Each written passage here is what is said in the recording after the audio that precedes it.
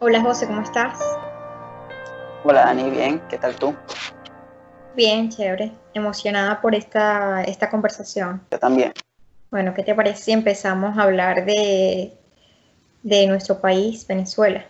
Antes de empezar, estábamos conversando como de una manera para prepararnos para este podcast, pensando como, bueno, ¿qué podríamos hablar, ¿no? De nuestro país, de la situación. Y pensábamos, una de las cosas que discutíamos era, bueno, ¿desde cuándo sentimos que estamos pasando por esta situación de crisis? Y tú hablabas de 20 años, ¿no? Y yo rescato que desde mi entorno, desde mi experiencia subjetiva, a mí me parece que a partir del año 2013 es que yo empiezo a sentir una caída, no sé cómo decirlo, muy intensa, un deterioro muy significativo del país, en el sentido que ya era un deterioro que me tocaba como la puerta, como muy de cerca, ¿sabes? O sea, yo empecé a sentir muy de cerca el tema del incremento de la inseguridad, de una sensación de peligro, de escuchar casos de inseguridad, de problemas con el AMPA, de secuestros, de robos, en personas muy cercanas, ¿no? Ya no es algo lejano que lo escuchas en el noticiero, sino es algo del día a día a lo que te vas acostumbrando, a lo que vas normalizando también, ¿no? Porque se hace parte de la cotidianidad.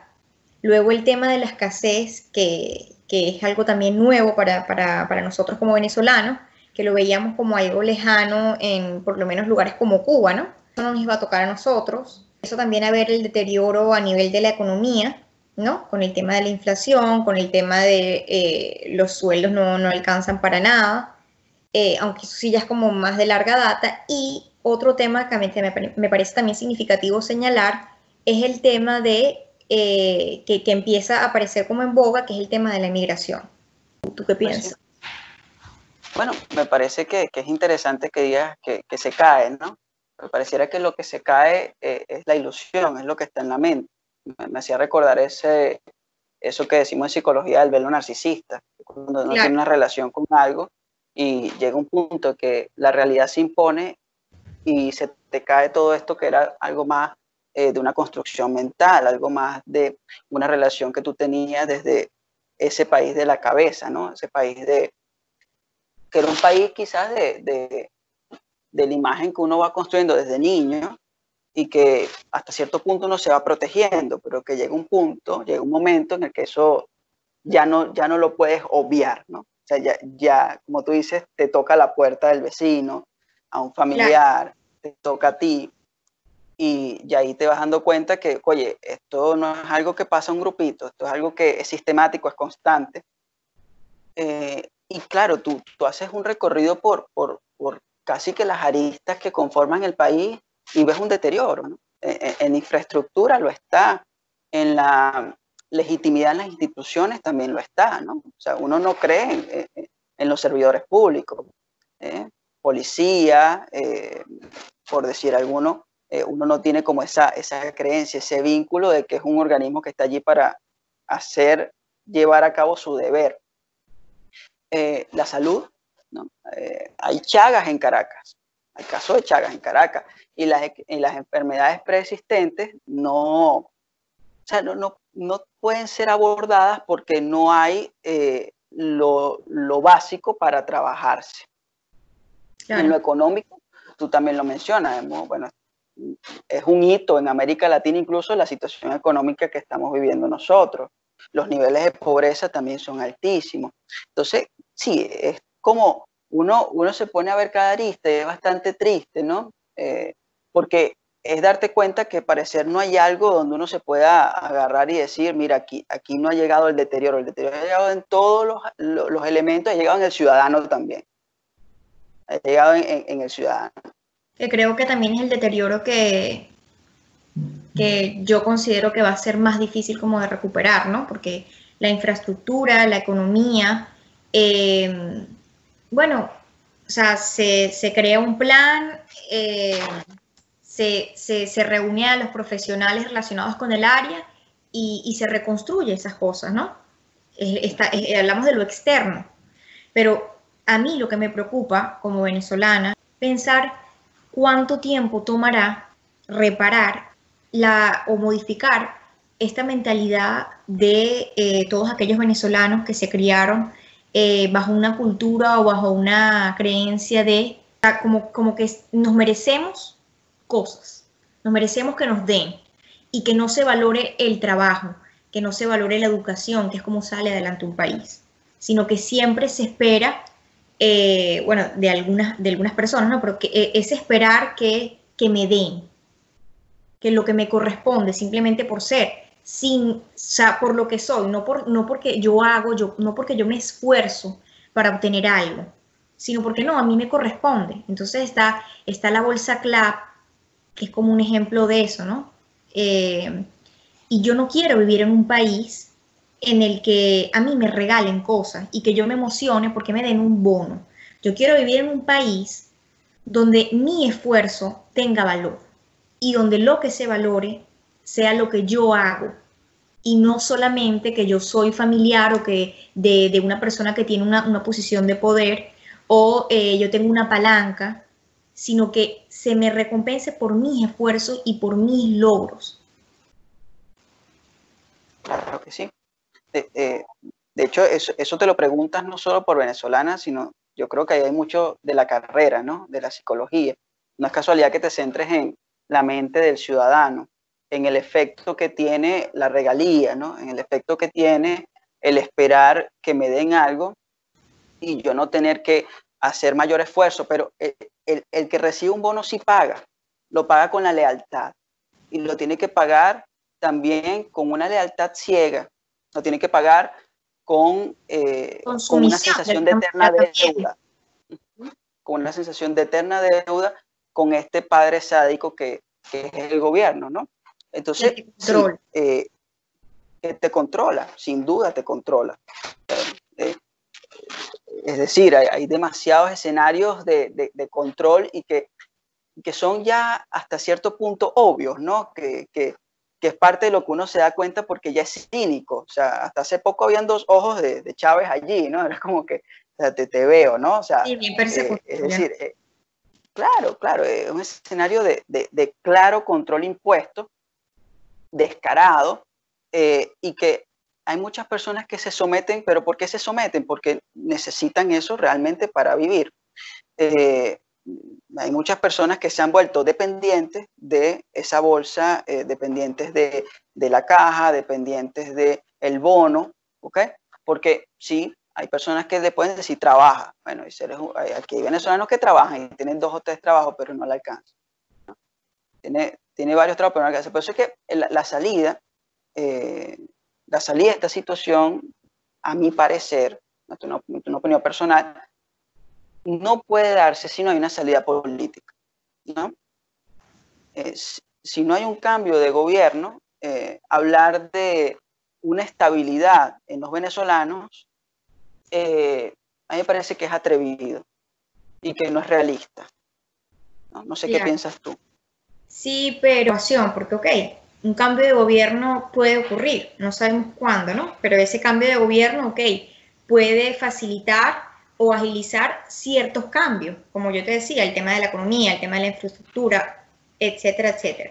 Pero el cambio que a mí me preocupa y que considero que va a tomar más tiempo es el cambio en la mente del venezolano. Generar un cambio a nivel de comportamiento, a nivel de creencias, a nivel de modo de relación. O sea, estamos en un país, hay que admitirlo, bueno, ahorita no estoy en Venezuela, ¿no? Pero quizás mentalmente me refiero, está en una situación donde muchas cosas que ya se han como internalizado, ¿ok? Y que se han vuelto parte de su cotidianidad, en la que como las instituciones no funcionan, no estamos acostumbrados, bueno, no me quiero incluir porque yo no me identifico con esa manera, pero a veces el entorno te arrastra, ¿no? Pero es como que no podemos hacer diligencias del día a día normal porque no funcionan las instituciones. Ponemos un ejemplo, sacarse la cédula, sacarse la licencia para conducir, sacarse un pasaporte, todo parece como una gran hazaña, ¿no? Y no se puede hacer por la vía regular, sino que siempre hay un gestor, siempre hay un amigo de un primo, siempre hay como una palanca a la que uno tiene que recurrir, ¿ok? Y el que se salta la norma es el vivo, es el inteligente. estamos en un país donde en las universidades se compran cupos, en donde se contrata gente a los trabajos su, no por su nivel de instrucción, no por su experiencia, sino por la palanca que se tenga o con quién o a quien conoce que está trabajando para esa misma empresa, por ejemplo. Entonces, cambiar ese tipo de mentalidad va a ser difícil. Un país donde se valora o se idealiza el malandro, hay mucho que desear. O sea, ¿cuánto tiempo nos va a tomar cambiar esa mentalidad? Bueno, me hace recordar incluso una noticia que rodó mucho tiempo, que era un grupo de venezolanos que habían ido a emigrar a Colombia y estaban en Colombia pidiendo un bono al presidente, que no se iban a ir si no le daban un bono con comida y con, ¿no? Claro. O hablas del malandro, justamente en la noticia actual de Petare, como muchos han tenido una alianza con no sé cómo se llama, pero con uno de los delincuentes. Sí, ¿cómo va a cambiar eso? Mira, complejo, ¿no? Pero no sé si ese sea la mayoría del venezolano, no lo sé, me deja duda. Yo veo que hay un gran grupo que quiere un cambio y que hay un gran grupo que reconoce que esto de posicionarse desde esto de yo recibir el bono y ya, no es lo que desea. Hay un grupo que desea trabajar, conseguir su ingreso y a partir de eso hacer sus cosas.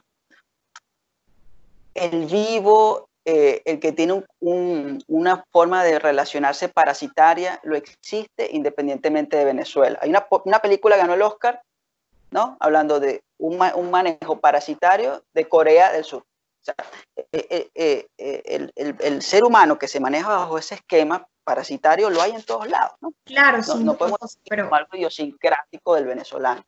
claro, no, y yo coincido contigo. No considero como que, bueno, entonces parte de nuestra identidad como venezolanos son todas esas cosas negativas que yo que recién hablé. No, pero la diferencia, José, es que en estos otros países en los que sí están estos ciudadanos, hay consecuencias, no hay impunidad. Claro. Se penaliza esa conducta y eso es lo que necesitamos en Venezuela. O sea, necesitamos estructura, necesitamos límite, no necesitamos una dictadura, porque la gente se va a ese extremo, ¿no? No, aquí lo que necesitamos es un militar. No, no va a pasar de un extremo a otro, porque se tocan.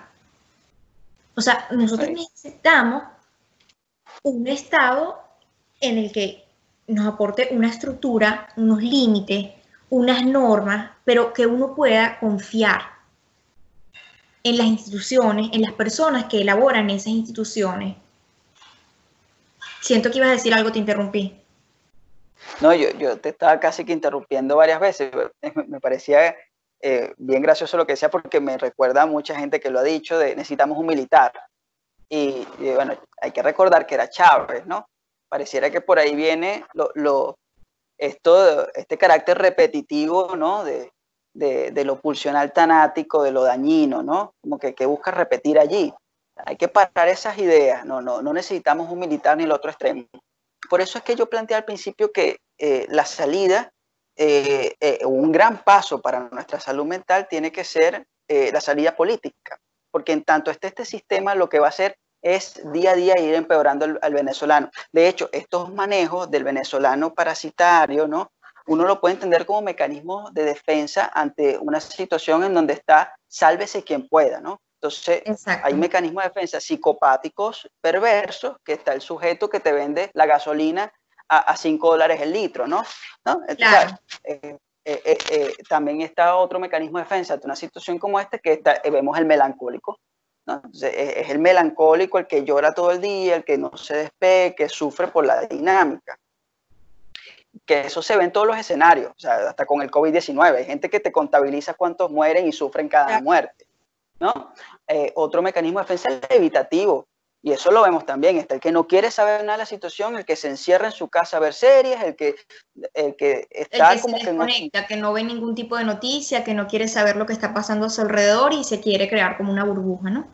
Que se quiere crear como una burbuja, pero que tiene el hecho tan presente que necesita constantemente estarlo sacando de su vida, que eso es lo que lo diferencia del que niega, que casi como un psicótico, ¿no? del que dice, pero ¿qué está pasando? Y te pasa por al lado una gran cola y dice, aquí no hay crisis de gasolina, ¿no? O sea, Claro, que ese empieza como a tergiversar la realidad. Pero también está el altruista. Y eso no lo ves, ¿no? Está el caso de aquel venezolano que te dice, mira, no tienes esto, yo tengo 2, toma 1. Y eso se ha visto mucho. Sí. ¿No? Eso se ha visto bastante y se veía en contexto incluso en lo de Guarimba. ¿Cuánta gente no se expuso en abrir su residencia para proteger a algunos? Se ha visto también mucha solidaridad, ¿no? También el otro ejemplo sería con el tema de la crisis de salud, ¿no? Que vemos que se comparte mucho por Twitter como que, bueno, mi mamá necesita tal medicamento, ¿dónde puedo conseguir estos medicamentos? Tengo estos medicamentos y no los uso, los estoy donando.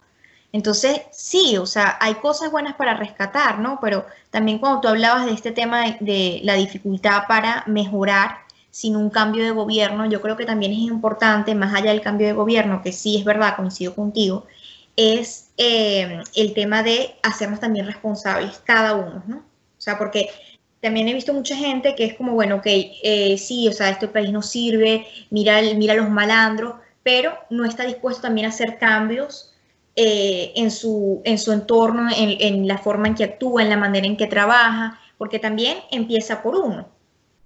¿Okay? Total, Y total. sí, es cierto, o sea, sálvese quien pueda, ¿no? Y ese sálvese quien pueda nos lleva a hacer cosas que nunca pensábamos que íbamos a hacer, que nos parecían denigrantes. O sea, ¿quién se iba a imaginar, por ejemplo, que íbamos a aceptar una bolsa CLAP? ¿Quién se iba a imaginar, por ejemplo, que íbamos a hacer cola para entrar a un supermercado y que nos íbamos a emocionar, por ejemplo, cuando regresara el agua o cuando regresara la luz? No nos lo imaginábamos, pero nos tuvimos que meter en ese mundo. ¿Quién se iba a imaginar, por ejemplo, o cómo evitar, por ejemplo, si uno quiere ser un buen ciudadano y mejorar el país, si tú necesitas usar el transporte público, porque no tienes carro, porque es incomprable, es impagable, te montas en el transporte público y no hay manera de que tú entres en el vagón sin hacer lo que hace el 80% de las personas ahí, que es empujar, insultar y actuar de manera agresiva sin importar al otro. Yo no quiero hacer eso, pero a veces o sea, no hay manera de que tú logres tu objetivo de llegar a tu destino final sin lamentablemente copiar ese comportamiento.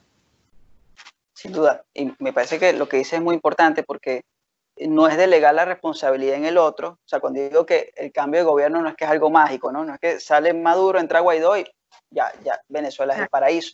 Porque hay que hacerse cargo. Tú dices lo del metro y sin duda el 80% empuja y yo te aseguro que el 80% no quiere hacerlo. Habrá unos que sí, habrá unos que se meten y les gusta y quieren causar alboroto, pero habrán unos que no, habrán unos que lo que quieren es meterse y llegar a su trabajo, ¿no? Claro. Pero es como que esta dinámica también te empuja y te va llevando a ese punto.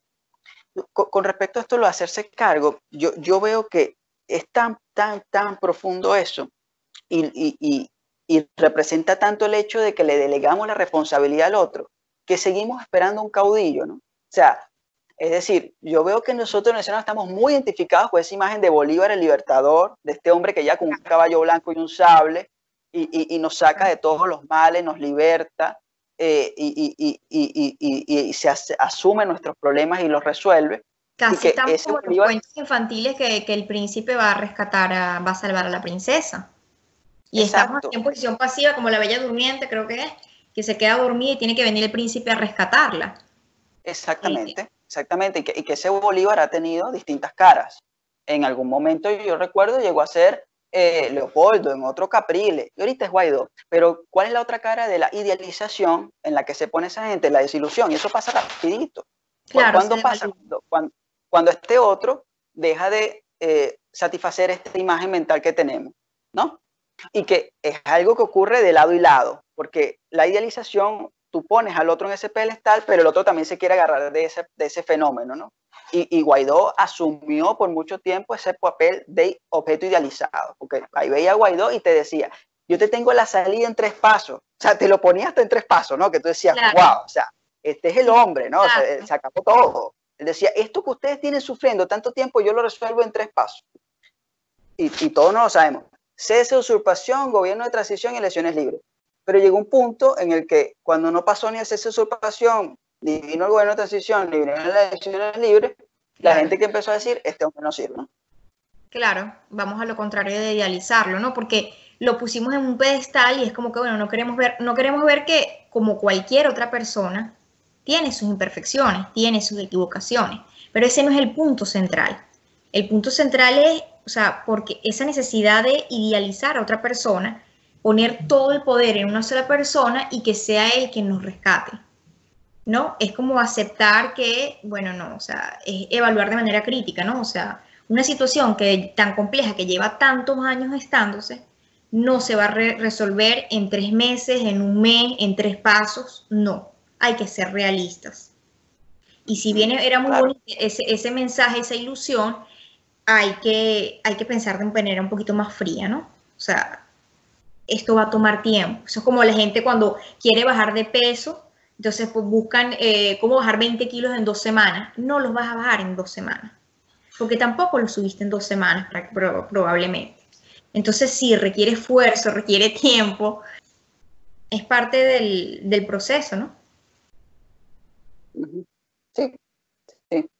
Eh, pero eso no deja de lado el hecho de que sí necesitamos líderes políticos, que un líder político es distinto Claro. a un salvador, ¿no? Yo veo con preocupación que en Venezuela desde hace mucho no se vota por una idea política, se vota por imagen. Y aquí te dicen, yo voy a votar por Chávez, yo voy a votar por Maduro, yo voy a votar por Capriles, por Guaidó. Pero la idea no es votar por la imagen de ese hombre que te va a salvar, la idea es votar por qué es lo que hay detrás de eso. O sea, ¿qué está proponiendo Guaidó? ¿No? O sea, Claro. ¿qué está proponiendo esta situación? Cuando uno habla también de un cambio de gobierno, tiene que ser de un cambio diametral del sistema que se ha instaurado, ¿no? Porque no es que sale Maduro entre Diosdado.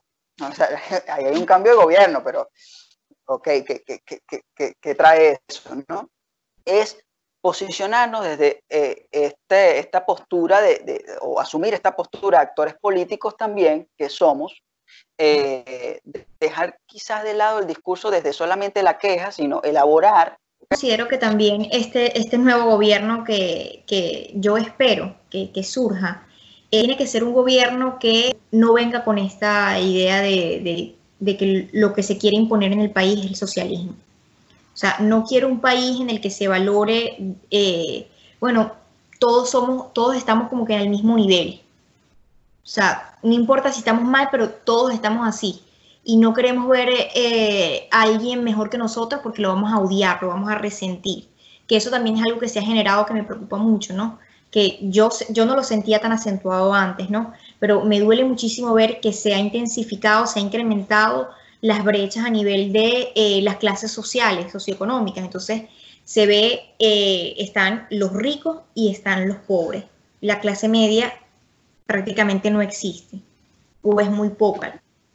Y eso es lo que yo quiero ver que se modifique, ¿no? Un país en el que sí se valore o sea, que impulse a sus ciudadanos a mejorar, no a permanecer en el mismo nivel y bueno, los que están más altos, entonces vamos a bajarlo y así todos estamos igual y no hay competencia. No, un país en el que cada quien, o sea, pueda esforzarse y lograr las cosas por sí mismo o en grupo, pero que tenga la posibilidad de mejorar, de superarse, que no tenga que salir del país para encontrar oportunidades. Claro, claro, el país que todos queremos, ¿no? Bueno, no todos, pero el país que al parecer muchos queremos. Pero me quedo con esto de lo que hablas de la división y se me vino a la mente la escisión. Al parecer estamos escindidos, ¿no? Sí. Y entre la escisión también por ahí salía la paranoia. ¿Sí? Uno se le puede venir a la mente como estos conceptos psicoanalíticos, posición esquizoparanoide en la que estamos, ¿no? Y sí, muchos nos manejamos con estos elementos, mecanismos de defensa primitivos, ¿ok? En una posición casi que de supervivencia, atacamos y sobrevivimos o nos aferramos a la y al objeto. Pero, ¿qué es lo que nos enseña la literatura? Que para salir de la posición esquizoparanoide hay que pasar por una posición depresiva. Y al parecer el venezolano necesita eso. A mí me parece que necesita contactar con el hecho de que, mira, estamos mal, estamos pasando mal. Hay que detenerse a pensar esto, pero a partir de eso mal hay que empezar a construir cosas en lo que se pueda, ¿no? Hay que empezar a ver qué podemos hacer nosotros. No quiero decir con esto que el venezolano necesita deprimirse, que el venezolano necesita sufrir, pero sí contactar, ¿no? No es bueno que nos adaptemos a esta dinámica. No es bueno, o sea, no es bueno para nada que nos podamos adaptar a esto. Fíjate, ahí está Winter on Fire, que es un documental que pasaron en Netflix de una situación en Ucrania. ¿Cuál fue el movimiento? El movimiento fue: yo me planto en esta plaza hasta que esto cambie, porque yo no me puedo adaptar a algo distinto, ¿no? O sea, yo no me voy a adaptar al sufrimiento. Yo me planto acá, yo me esfuerzo acá y lucho hasta que esto salga. Claro. Con ver la situación de manera escindida de alguna manera, ¿no? Entonces es como que, bueno, ¿por qué idealizar a este Salvador en vez de ver a un líder político como es, ¿no? Con sus virtudes y con sus defectos, con sus fortalezas y con sus debilidades, igual el país. Lo que sí puedo entender, que me pasa a mí, es que a pesar de lo malo, lo bueno, lo positivo, lo negativo, es el país de uno. Y creo que por ahí viene el tema de esa necesidad de defender que es el mejor país, ¿no? Que es como uno hace como con su mamá. O sea, la mejor mamá del mundo es la mía, la mejor comida es la de mi mamá. Eso no es así. Pero uno lo quiere porque es de uno, porque a uno le pertenece. Claro.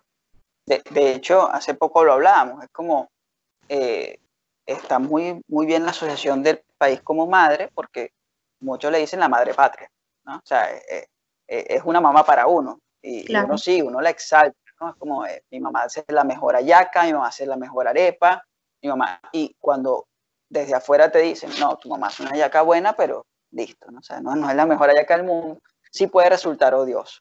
La realidad muchas veces es odiosa, pero volvemos a ese punto, hay que contactarla, ¿no? O sea, hay que contactar con la realidad, por muy odiosa y dura que sea, porque a partir de esa realidad es que uno puede, mira, empezar a construir cosas. Si estamos allí aislados de ella o viviendo al borde, muy difícilmente podamos salir, ¿no? Muy difícilmente podamos realmente dar ese cambio que, como tú bien mencionas, va más allá de que solamente pase o no el gobierno. Sí, tomará un tiempo, y ahora que estamos como muy acostumbrados al tema de queremos todo rápido y fácil, con el menor esfuerzo posible, con el ejemplo que te ponía, lo de bajar de peso, no siempre es así. Y en este caso no creo que ni será fácil ni será rápido, pero yo sí considero, y la historia nos lo ha demostrado, otros países nos lo han demostrado, sí es posible. Claro, y esa es otra realidad odiosa que hay que asumir, que no es rápido, que no hay 3 pasos, que hay muchos, que es duro, que es difícil y que no hay ningún salvador, ¿no? Y digo que hay que asumirla porque, ¿qué pasa? Cuando no se asume, es muy bonito vivir en esa fantasía. Y uno se metía en ese furor en el que uno veía en la calle cuando salía Guaidó con estos 3 pasos y la gente decía, Dios mío, qué bonito se siente, ¿no? Se siente una cosa inmensa, un furor muy bueno, pero es ilusorio. Claro. No es algo real. Y cuando no es algo real, uno está caminando allí casi que en algo que sabes que te vas a caer. Sí, y ya una vez que te caes de esa ilusión, es difícil como volver otra vez a contactar con esa realidad, que creo que es lo que hemos hecho y es ir repitiendo lo mismo líder tras líder, ¿no? Como a este sí, ahora sí viene El Salvador. Y con lo que decías, ya para cerrar, me acordaba también en el 2014 lo que pasó con Leopoldo, ¿no? Que cuando estaba el tema de las protestas, vimos a mucha gente vistiendo franelas que decía yo soy Leopoldo, ¿no? Que en ese momento nosotros criticábamos y comentábamos, bueno, pero qué diferencia a estas personas que criticaban a aquellos, ¿no?, que usaban franelas que decían Chávez, yo soy Chávez, con los ojitos de Chávez. O sea, es una cara o sea, es otra cara de la misma moneda. Se me viene a la mente una frase de Nietzsche que dice, cuando miras largo tiempo un abismo, el abismo mira dentro de ti. El que lucha con monstruos pudiese a su vez convertirse en uno, ¿no? Entonces sí, claro, muchas veces uno pasa por esa misma cara y uno pasa a ser ese otro que tanto detestas, ¿no? Y yo también veo esto con preocupación, el odio al chavista, ¿no? El odio al que sigue las ideas de Maduro. Es decir, es como casi que se dice, yo lo quiero muerto, yo quiero que sufra, Claro. yo quiero que pase por todo lo malo que yo he pasado, pero yo me pregunto, ¿eso no es precisamente lo que los llevó a ellos a hacer lo que han hecho? Precisamente no llevó a ellos a montarse, instaurar un gobierno de persecución, un gobierno de ataque al rico, un gobierno de decir que tener dinero era malo mientras ellos lo tenían. O sea, ellos querían conseguir eso, y se ve lo envidioso, ¿no? Ahí se ve lo cínico también. Claro, lo agresivo. Esa renegación. Claro, que era decir, yo no quiero dinero, ser rico es malo, pero tú eras el más rico de todos, ¿no? Tú querías eso, tú lo que querías es que el otro no lo tuviera, que esa es la característica esencial. El funcionamiento del envidioso, correcto. Entonces, no hay que convertirse en eso. Yo sí digo que ahí hay que dar un paso atrás, salir de esa dinámica, y que hay mucha gente que no va a estar de acuerdo con esto porque el furor, el deseo de la venganza, bueno, es muy intenso. De hecho, lo veía en un meme en redes sociales que decía, la venganza trae más cosas que el perdón, por eso existe una película que se llama Vengadores y no los Perdonadores, ¿no? O sea, es decir, ciertamente, ¿no? La venganza, y de la venganza se ha escrito, pero hay que ver, porque eso te mete en una guerra bien compleja. Parecía que el costo es tu salud. Claro, estás luchando contra algo que es como, que al final es lo que tú eres, ¿no? Lo que tú criticas es lo que tú terminas haciendo. En este caso es como, bueno, ustedes son los malos, ustedes son agresivos, ustedes son violentos, pero me quiero vengar. Quiero quitarlos por medio de la violencia. Parte del cambio es eso, ¿no? Es hacer las cosas diferentes. Vemos que este tema da para mucho. Sí, de hecho quedan ideas por allí, ¿no? Quedan ideas en la mente, pero vamos a ver si quizás se pueda retomar más adelante en otros espacios. Claro, ya tendremos más oportunidad de seguir hablando de este tema. Bueno, nos vemos entonces la próxima. Seguro. Chao. Chao.